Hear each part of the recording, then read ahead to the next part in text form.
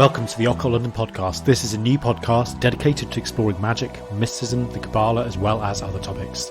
If you like the podcast, please write a review and rate us on iTunes, as it will really help us to get this message out there. Also, be sure to visit our website at occultlondon.co.uk, where you can subscribe to the show. If anyone has any questions for me, then I would love to hear from you, so please reach out via Facebook or on email. I'd love to answer any questions you might have. You can find my Facebook on the show notes, or alternatively email me at occultlondonpodcast@gmail.com. Hope you enjoy it. In tonight's episode, we are kicking off a new series talking about the planets and planetary magic and how these mighty spheres of influence have been worked with over the years by magicians and by people looking to use their sort of spiritual powers, etc. So let's have a look at planetary magic. So since the earliest times, really, magicians, scholars, mystics, they've all been fascinated by the movement of the stars and the planets above our head. From Babylonia and Chaldea to Greece to Rome to Alexandria to the Middle Ages and Renaissance times, the stars and the planets have played an important part in the mysteries and a core part of traditional astrology and obviously magical practice. The Western esoteric tradition has for a very long time really been focused heavily on an aspect of this ancient astrology which is known as planetary magic. And this idea really stems from the concept that the influence of primarily the 7 traditional planets affect both our inner world but also the outer, as per the Hermetic axiom, as above, so below. The term planets comes from the Greek planetos, meaning wanderers, and the word really applies to the objects that move the fastest through the sky from our viewpoint on Earth, and which were easily visible to our ancestors thousands of years ago. Traditional astrology has a framework whereby the cosmos is arranged into 8 spheres which fit into one another, so it's a little bit like different layers of an onion. The highest sphere is the area known as the fixed stars, and this is then moved by the premium mobile. And then surrounding all of that is the empyrean, or the divine heavens. And then you have the order of the planets, which is Saturn, Jupiter, Mars, Sun, Venus, Mercury and Moon. The order of the planets follows the speed of the planets. So obviously Saturn is the slowest, which takes around 30 years to orbit the Earth. And then obviously the quickest one is the Moon, which takes 30 days to orbit. So the sequence of Saturn, Jupiter, Mars, Sun, Venus, Mercury, Moon is the Chaldean order of the planets. And these correspond very much to what Eliphas Levi tells us in his Transcendental Magic text when he says the following: infancy is dedicated to the sun, childhood to the moon, youth to Mars and Venus, manhood to Mercury, ripe age to Jupiter, and old age to Saturn. Planetary magic is different to astronomy and also different to astrology, which obviously comes from the Greek word astro, meaning star, and logos, meaning speech. And this is something that Denning and Phillips write about in their book Planetary Magic, which I would recommend anyone who's interested in this and interested in taking things deeper. Definitely recommend that book by Denning and Phillips, as it's probably one of the most in-depth magical books I've ever read on this particular subject, and they cover pretty much everything in there. So I've got a quote from them here. Astronomy tells us of the orbits and brightness of these 7 luminaries, of their constituents and atmospheres. Astrology tells us of the effect upon us and upon our lives of the varying blending light reflected visibly and radiating invisibly from their surfaces, And magic tells us that additionally to all this, originating, empowering and acting through the luminaries are great creative impulses, the archetypes of the divine mind. And that's a quote from Denning and Phillips' Planetary Magic. So planetary magic is very much deeply ensconced in many different magical and spiritual practices, from the tarot, divination, astrology, as well as more formalised ritual and ceremonial magic, and also obviously more modern pagan and Wiccan traditions. The influence of planetary magic can be found in lots of different grimoires. So you hear it referenced in Arbatel, Picatrix, the Great Key of Solomon, which deals with angelic magic, but also the Olympic spirits such as Phaleg, Araratol and Ophiel. And these spirits and powers of the different planets are commonly called upon to charge, consecrate and create different talismans as well as other rituals.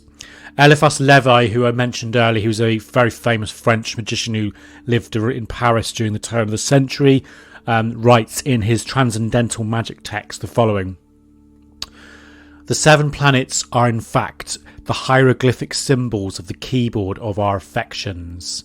To compose talismans of the Sun, Moon or Saturn is to attach the will magnetically to signs corresponding to the chief powers of the soul. To consecrate something to Mercury or Venus is to magnetize that object according to a direct intention, whether intention, pleasure, science or profit be the end in view." So what he's talking about there is very much this idea that these planets are really sort of keyboards or keys to access these different universal energies. And when we create a talisman to the Sun or to the Moon or to Saturn, we are making that link between that power within ourselves, within our soul, and that planetary power. So it's very much, again, this hermetic concept of as above, so below, as within, so without. Planetary magic normally also refers to the classical planets in the Western world, and that can be seen with our naked eye. So these are the Moon, Mercury, Venus, Sun, Mars, Jupiter and Saturn. And although this seems quite strange from a modern perspective, the Moon is a satellite. Obviously the Sun, we know, is a star, and we're also missing the rest of the more recently discovered planets in our solar system in this schematic. But the reason they focus on the planets that can be seen with the naked eye is because really, our definition of planets have changed over the centuries. The current definition of a planet is a celestial body that orbits a star and has sufficient mass to assume a pretty much a round shape. However, with the heliocentric system that existed before, astronomers really defined a planet as a star that moved in an orbit. And as we've seen, the word planet comes from the Greek planetos, which means wandering star. And if we think about that word from the perspective of the naked eye, it appears that all of the celestial bodies are moving. Hence the Sun, the Moon and all the others would have been grouped together. And it's also because of these planets that were visible, they had a very powerful effect on our psyche. So obviously we stand in our garden, on our rooftops, on the beach, wherever, we're looking up at the stars, and we are doing exactly the same as people have for thousands of years. Thousands of years, thousands of people have stood there and looked at those very same lights and wondered and looked at them with mystery. And that's a very deep thing to think about. And Denning and Phillips also talk about this quite closely in their book, which I wanted to just reference again with this quote. "The planetary powers of the cosmos are far beyond our intervention, both in magnitude and in their mode of being. But their counterparts in the deeps of the psyche, although they are equally not ours, are within our reach by certain special meditative and ritual methods. And when one of the counterparts is thus stirred by our action, it produces effects of the same character as those which typify its cosmic original." And that's a quote from Denning and Phillips. So the majority of planetary magic and magical techniques using the planets was obviously developed, really before astronomers ceased to believe in this geocentric idea. And we'll discuss geocentrism in a little bit of detail now. In essence, it's really the belief that the 7 classical planets that are seen with our eyes are visible layers of existence that kind of really stretch from really close proximity, which is kind of the closest to the Earth, right up to the highly abstract and spiritual realms of Saturn and beyond. And these layers are frequently referred to as being spheres, and it's thought that through travelling through these magical spheres using magical or spiritual techniques, the magician can ascend through the different layers of the planetary spheres to reach the divine. It's also very much connected with the idea of the celestial spheres. This is the idea that really begins before the Middle Ages, but which gains popularity during that time when scholars believe that God reveals his secrets in nature, so its divine laws and understanding them would enable a greater understanding of God. And this is why astronomy was also known as the Queen of the Sciences. Like the ancient systems, it really focused on an Earth-centred universe. Aristotle also is quite interesting from this point of view, because he developed a theory whereby we live essentially amongst millions of crystalline spheres, which are centred on the Earth and layered within one another like an onion. And each of these levels contains a specific substance or body and communicates motions to its neighbours. And Earth was meant to be surrounded by spheres of water, air and fire, and then there were 7 spheres for the Sun, the Moon and the 5 known planets, and 1 for the fixed stars. And then Aristotle also mentions the primum mobile, or the first mover, which is kind of the ultimate spirit or intelligence, which activates that primum mobile. And this idea of this prime mover, or this original kind of spirit behind things, also, may be one of the ideas that the Christian mystics later on adopted, because it fits very well with this concept of God creating the universe. Ptolemy is also worth noting on this front. So Ptolemy actually had a mathematical explanation, which he agreed with Aristotle's ordering of the planets, but he also omitted the spheres of elements around the Earth, and he also minimises the need for a primum mobile. Ptolemy's universe is also described by the mathematical relationships of the distances between the planets and their relative rates of motion. Thus, if we look at planetary magic and the early view of the cosmos, the material and the spiritual worlds, they're not seen as separate as we think of them now. They are seen as one, as part of the same cosmos, which is a really nice, beautiful way of looking at it, I think, and very closely related to the animist view, where everything is alive, everything has a consciousness. The entire universe is seen as one unified being, one living thing, where all different parts of it are connected by spiritual correspondences and sympathies. So it's a little bit like if you play a guitar string in a music shop.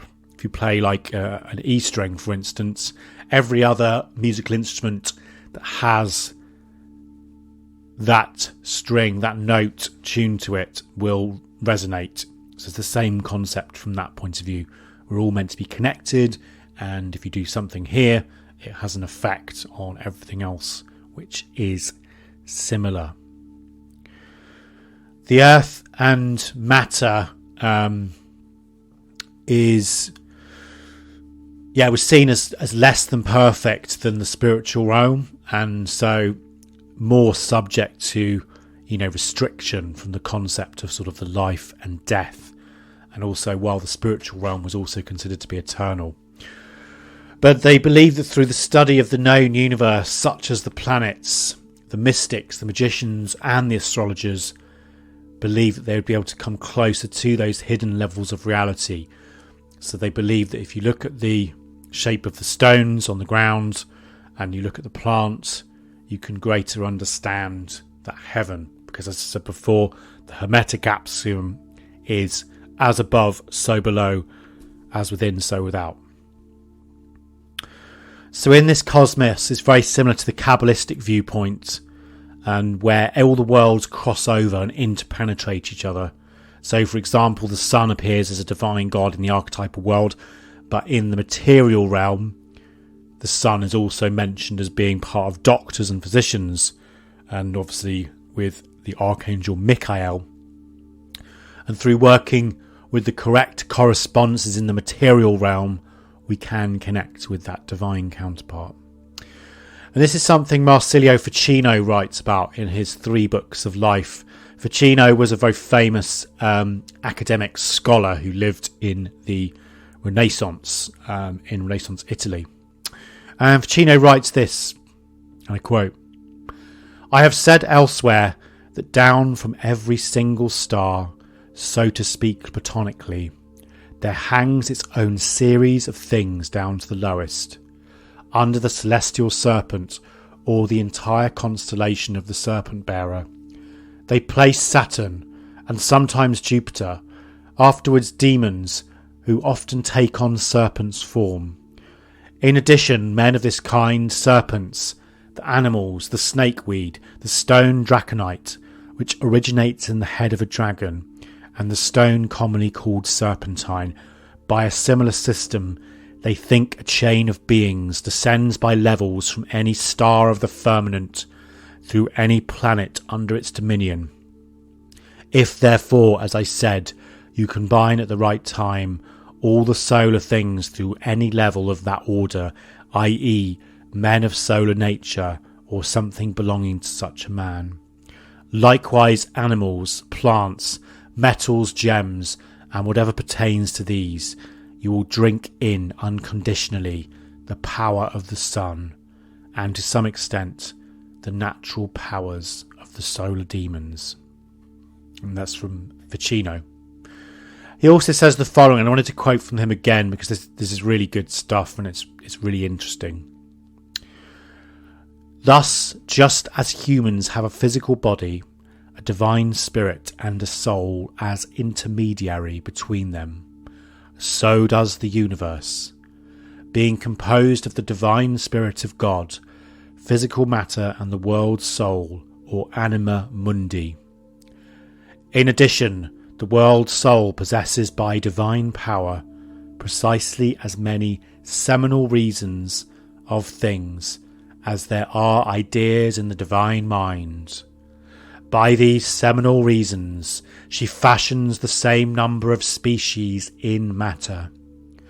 That is why every single species corresponds through its seminal reason to its own idea.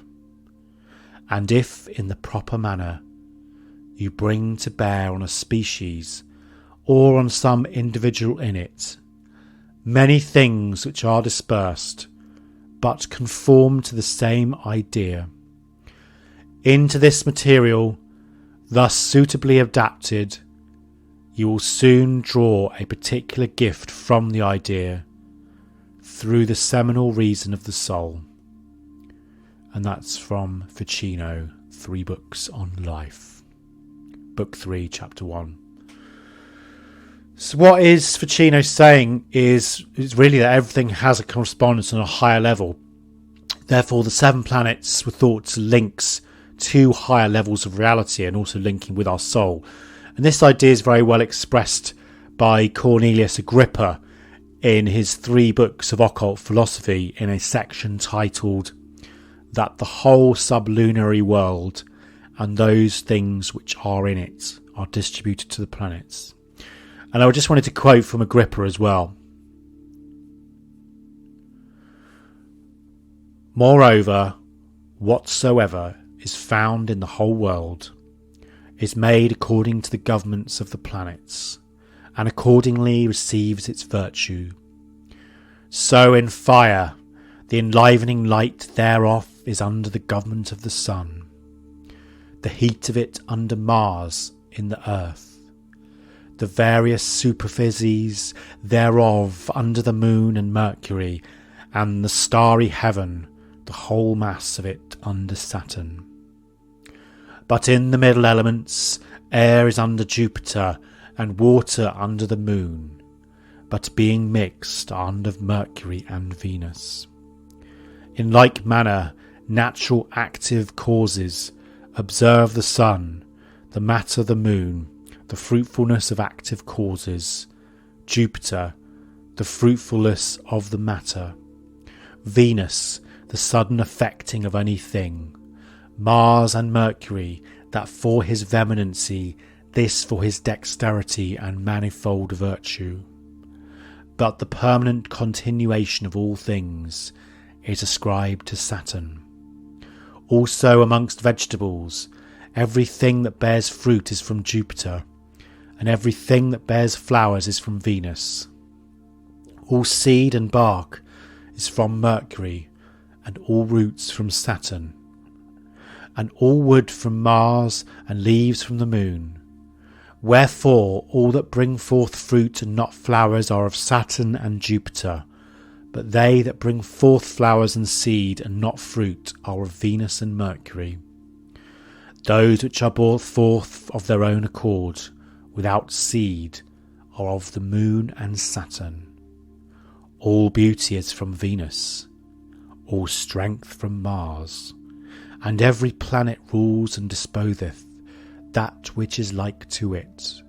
Also in stones their weight clamminess and slipsiness is of Saturn, their use and temperament of Jupiter, their hardness from Mars, their life from the sun, their beauty and fairness from Venus, their occult virtue from Mercury, and their common use from the moon. And that is a quote from Cornelius Agrippa. One of the most famous, probably most influential users of planetary magic is a mysterious text known as the Picatrix, which is also known as the aim of the sage or the goal of the wise. It's unclear who actually wrote this text. They believe it's from the 11th century. Some scholars suggest it was written by a person called Maslama Ahmed al-Khamashdit of Madrid, who basically put together Greek and Arabic sources in a collection into this book. However, there are other scholars who suggest it may not be that. It's an interesting book. It's very complicated. It's not something I'd recommend people getting into as a beginner, because it's quite a lot of very dark stuff in there as well. But it does focus heavily on astrological and planetary magic, and it also talks about the magician needing to get into alignment with the specific planetary intelligences, which include periods of fasting.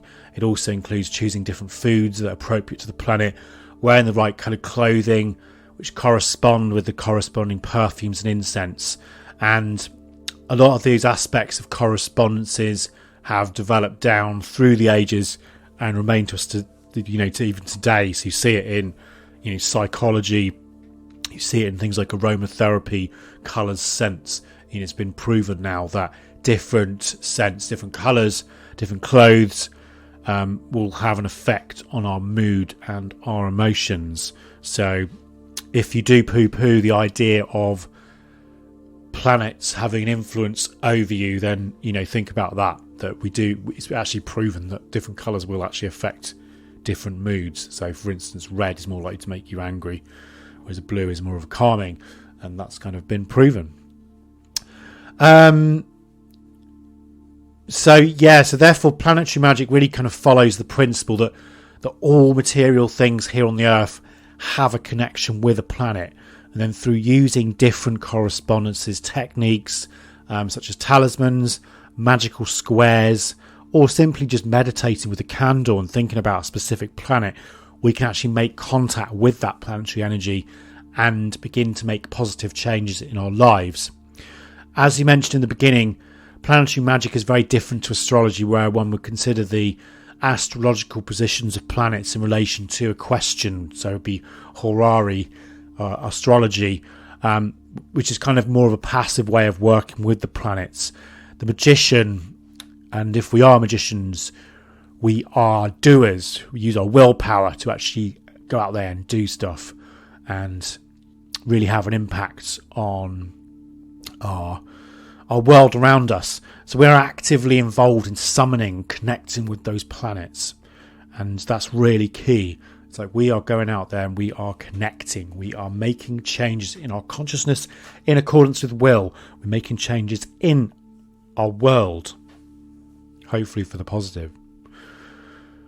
And this is really important because it's just, this is a way of tapping into those deeper energies within us through working with these specific planetary initiations, planetary beings, planetary spirits, planetary energies, whatever you want to call it. You are really going to start connecting with some of those deeper levels within your soul and kind of really tapping into that cosmic archetype that sits behind us all, behind all of the magic that we do. So in the next episodes, we will be continuing this discussion on planetary magic with a discussion on each of the planets, and I'll also be talking to you a bit more about some of the practical ways you can work with these spheres as well. So we'll be including planetary days, hours, talismans, and other stuff as well. So definitely stay tuned and definitely listen to those episodes because I'm hoping you're going to enjoy them. To finish this episode, I wanted to recite the Orphic hymn to the stars, or Astron, because obviously we're working our way through these planets. So let's start with the stars. And this is the Orphic hymn.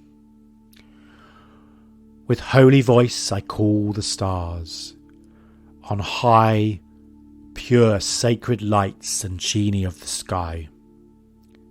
Celestial stars, the prodigy of night, in whirling circles beaming far your light.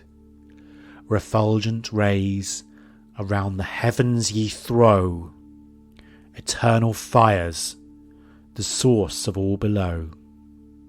With flames significant of fate ye shine, and aptly rule for men a path divine.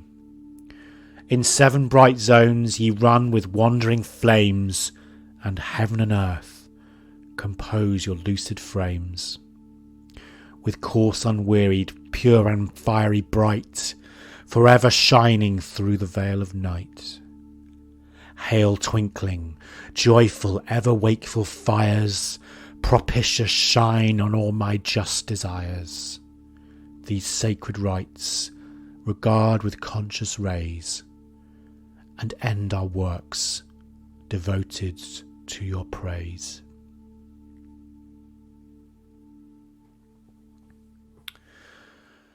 Thanks so much for joining us this week on the Occult London podcast. I hope you've enjoyed it. Please make sure to visit our website at occultlondon.co.uk, where you can subscribe to the show. And I'll look forward to seeing you next week. Bye-bye.